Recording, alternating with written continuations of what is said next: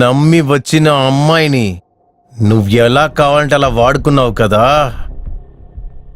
నా చేతికి చిక్కుతావు కదా, తర్వాత ఉంటది నీకు. మూఢనమ్మకాలు ఉన్నాయనుకుని నరబలిచ్చావు, రక్తం మోర్తాండా.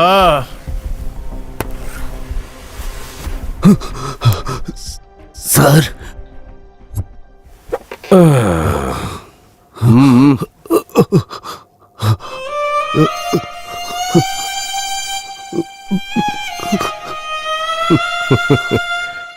ఏయ్, నిన్ను చూస్తే అసలు నమ్మలేకపోతున్నాయా? అవును సార్. ఆ వైశాలిని ఎందుకు నువ్వు బలిచ్చావు? నేను కోళ్ళు మేకల్ని బలి ఇచ్చి ప్రజల్ని మోసం చేస్తున్నాను అంతే. త్వరగా ఎదిగిపోవాలని విక్రమ అత్యాశని నేను ఉపయోగించుకుని వైశాల్ని ఇక్కడికి రప్పించాను. కానీ ఆ రోజు అక్కడ జరిగిందే వేరు సార్. సరైపోయింది. రే, ఏం జరిగిందో సరిగ్గా చెప్పురా.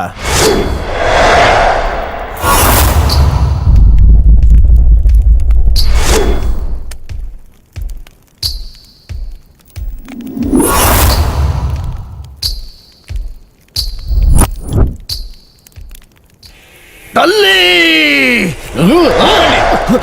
ఏంటి? ఒక నిమిషం. కెమెరా తీసావు? అసలు కెమెరా తీసుకొచ్చావు? ఏం ప్రూఫ్? మీరు వైశాలిని బలిచ్చిన తర్వాత మీరు చెప్పింది ఏం జరగకపోతే పోలీస్ కంప్లైంట్ ఇవ్వడానికి. పోలీసా?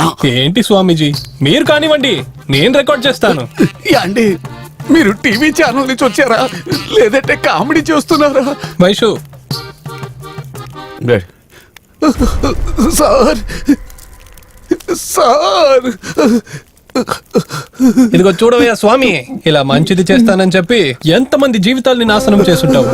కష్టపడి పని చేయడం వదిలేసి ఇలాంటి తప్పుడు పనులు చేస్తున్నావే, సిగ్గుగా లేదు? రేపు నీకేమవబోతుందనేదే నీకు తెలియదు, నువ్వు వేరేళ్ళకు చెప్తావా? మన దేశం లోపలికి ఏ టెర్రరిస్ట్ రావద్దని బార్డర్లో కూర్చొని మంత్రం వేయండి, అప్పుడైనా మీ వల్ల ఏదైనా ఉపయోగం ఉంటుంది.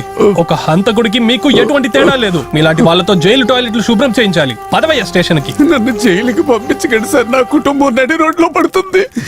దయచేసి నువ్వు నన్ను క్షమించమ్మా. సార్, నేను ఈ ఊరే వదిలి వెళ్ళిపోతాను. Please sir. అమ్మా, నువ్వు కూడా చెప్పమ్మా. ఈ ఒక్కసారి ఆయనని క్షమించు విక్రమ్. ఇంకొకసారి ఇలాంటి పనులు చేస్తున్నావని నాకు తెలిసి వస్తే పోలీస్ కంప్లైంట్ ఇవ్వను, డైరెక్ట్ గా పైనకి పంపించేస్తాను. జాగ్రత్త. సరే సార్. సార్, నేను వెళ్ళిపోతాను సార్. వాళ్ళతో చెప్పినట్టుగా నేను ఊరు వదిలి వెళ్ళిపోయాను సార్. కానీ ఒట్టిగా నేను హత్య అవి చేయలేదు సార్.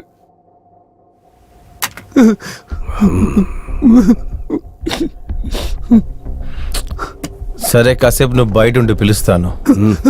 సరే సార్, వస్తాను సార్. అయ్యో, ఈ కేసు మాత్రం ఎందుకు ఇంత క్రిటికల్గా వెళ్తుంది? నా సర్వీస్లో ఇంతవరకు ఎన్నో పెద్ద కేసులంతా డీల్ చేశాను, కానీ ఈ కేసులో ఎందుకు నేను ఇంతలా ఆలోచిస్తున్నాను? నా మైండ్ ఎందుకు నా కంట్రోల్కి రానుంటుంది? నిదానంగా ఆలోచిస్తే క్లూ ఖచ్చితంగా దొరుకుతుంది. వైశాలిని ఇద్దరి దగ్గర నుంచి వాళ్ళు తప్పించారంటే విక్రమ్ అయితే ఖచ్చితంగా వైశాలిని చంపిండు. అలా అయితే వైశాలిని చంపేసింది ఎవరు? వైశాలిని తన కూతుర్లా చూసుకునే మంగళ ఎందుకు హత్య చెయ్యాలి? డబ్బులిచ్చి కొన్న ఈ అమ్మాయిని కూతుర్లాగా అనుకుందంటే తన బిజినెస్ ఎలా జరుగుతుంది?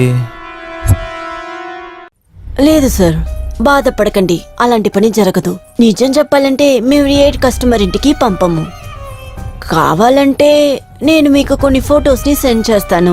అందులో మీకు ఏ అమ్మాయి కావాలో మీరు సెలెక్ట్ చేస్తే ఆ అమ్మాయిని మా అబ్బాయిలు మీరు ఉండే చోటుకే తీసుకొస్తారు.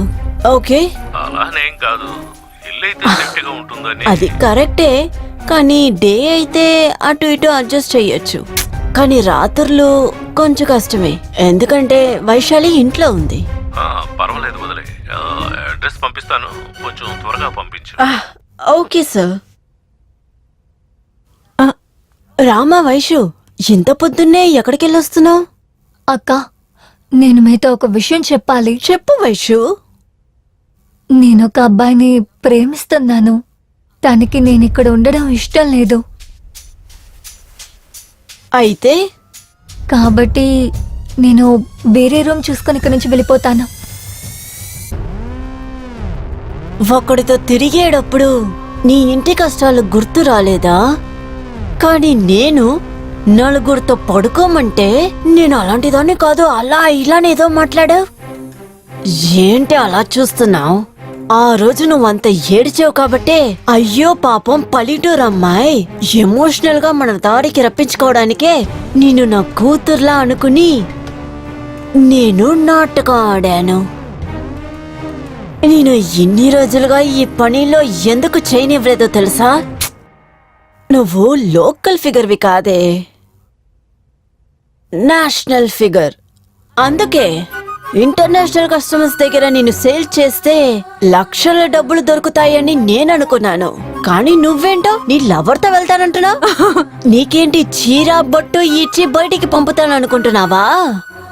నో, ఇప్పుడే నేను దుబాయ్కి సేల్ చేయడం గురించి డీలింగ్ మాట్లాడుతూ ఉన్నాను. విక్రమ్, నన్ను దీన్ని వదలండి. రూమ్ లో వేసి నన్ను లాక్ వదలండి. చేయండి. కానీ బిజినెస్ చేస్తానని చెప్పే వరకు నీళ్లు గాని అన్నం గాని ఏమి ఇవ్వద్దు. పస్తునే చావాలంటే చావనివ్వండి. 1,00,000 రూపాయలు లాస్ అయినా సరే పర్వాలేదు. కానీ ఎట్టి పరిస్థితుల్లో తను తన లవర్ తో బయటికి వెళ్ళకూడదు. అంతే, అదే నాకు నా కావాలి. చేతులు వదలండి. దీన్ని వెతుక్కుంటూ వాడు వచ్చాడంటే వాడిని చంపేయండి, లోపలికి తీసుకెళ్ళండి. అక్క ప్లీజ్ అక్క, నన్ను వదలండి, వదలండి ప్లీజ్ అక్క.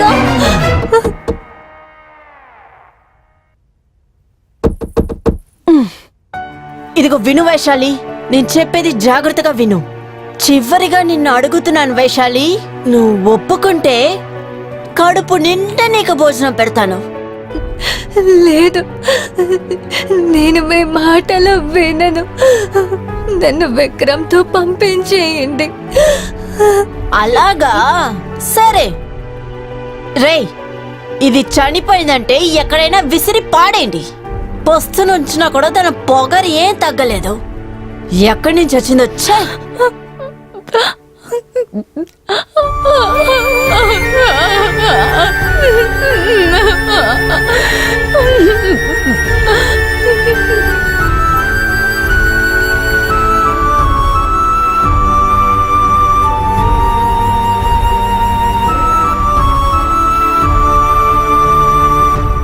వైశాలి, వైశాలి,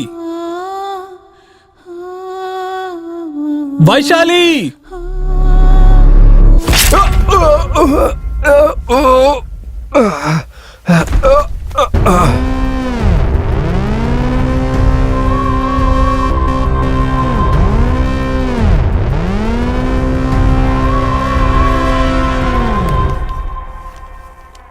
ఏయ్, ముందు నిన్ని పట్టుకొచ్చి లోపల వెయ్యాలే. నువ్వెక్కడన్నా ఉండు, నేను నిన్ను వదలను.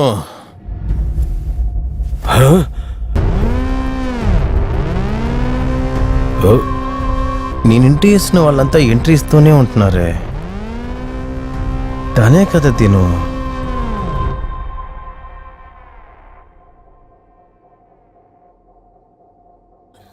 అది నేనే సార్, ఆ రోజు మేకప్ వెయ్యలేదు.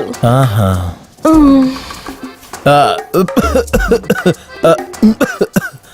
మ్యాటర్కి రండి. సార్, ఆల్రెడీ పబ్లిక్ లో ఉన్న ఇమేజ్ పోయింది సార్. ఇప్పుడు నేనే హంతకురాలని మీరు చెప్పారంటే నేను ఎలా ప్రశాంతంగా ఉండగలను సార్?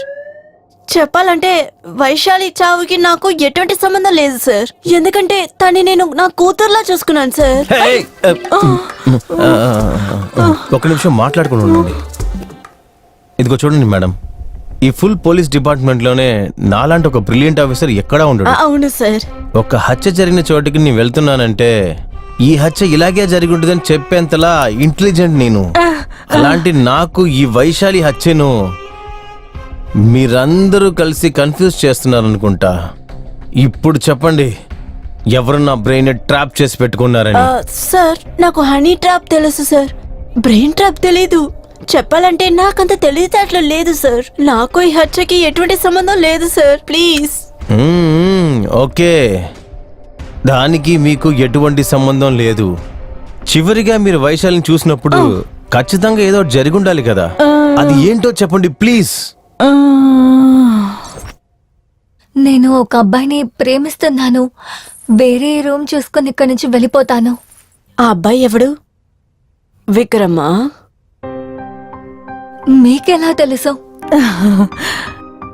వాడు అమ్మాయిలు కిస్ చేయాలని డబ్బులు తీసుకుని ఇక్కడికి వచ్చాడు. వాడు టెన్షన్ గా సగంలోనే ఇక్కడి నుంచి వెళ్ళిపోయాడు. వాడి వెనకాలేనో రావడం నేను చూశాను. అప్పుడే నాకు ఒక డౌట్ వచ్చింది. ఇలాంటి ఒక చోట్లో నా కూతురు ఉండడం వల్ల నేను తన్ని కోల్పోయాను. అందువల్ల నువ్వు ఇక్కడ ఎక్కువ రోజులు ఉండకూడదని నీకు నేను ఇంకో ఇల్లు ఏర్పాటు చేశాను. ఎక్కడా అబ్బాయి వచ్చాడా? వెళ్ళి పిల్లమ్మా.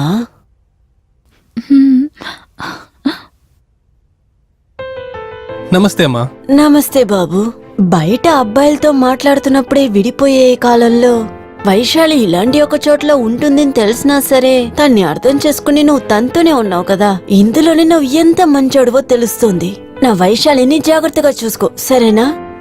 1 సెకండ్. ఇది నేను కష్టపడి సంపాదించి ఒక చిన్న ఇల్లు కట్టుకున్నాను. ఇంక నుంచి మీరిద్దరూ అక్కడే ఉండాలి. మీరు కూడా మాతోనే వచ్చేయండి. లేదమ్మా, నా పేరే పవిత్రమైనది, కానీ నేను చేసే పని నీచమైనది. మీరిద్దరూ నాతోనే ఉంటే ప్రజలందరూ వేరేలా మాట్లాడతారు. కీ తీసుకో.